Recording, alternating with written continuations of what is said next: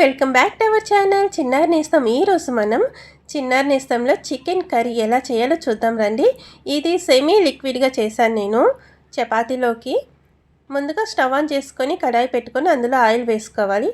Oil heat అవ్వగానే జీలకర్ర వేశాను. ఇక్కడ నేను ఒక లార్జ్ ఆనియన్ తీసుకున్నాను.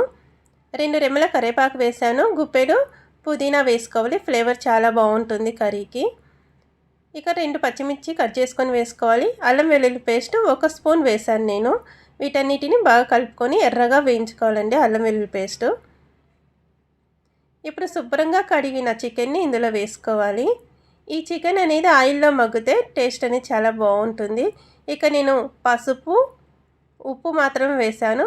సాల్ట్ అనేది మీ టేస్ట్కి తగ్గట్టుగా వేసుకోండి. నేను ఇక్కడ 1.5 స్పూన్ సాల్ట్ వేశాను.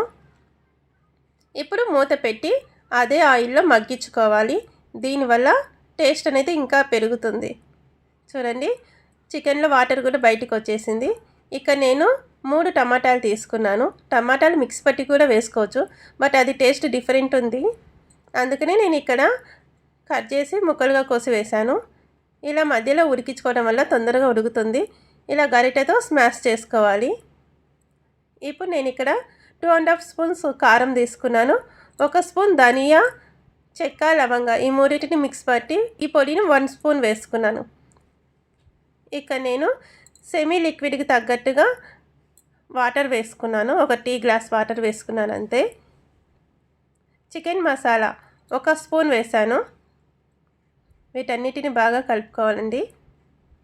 ఇప్పుడు మూత పెట్టుకొని ఒక 5 నిమిషాలు ఉడకబెడతాం. చికెన్ మసాలా లాస్ట్ వేయడం వల్ల స్మెల్ అనేది చాలా బాగా వస్తుంది. చూడండి, కర్రీ అయితే రెడీ అయిపోయింది. ఇప్పుడు చివరిగా కొత్తిమీర వేసుకుని గార్నిష్ చేసుకుందాం. అంతే అండి, కర్రీ అయిపోయింది.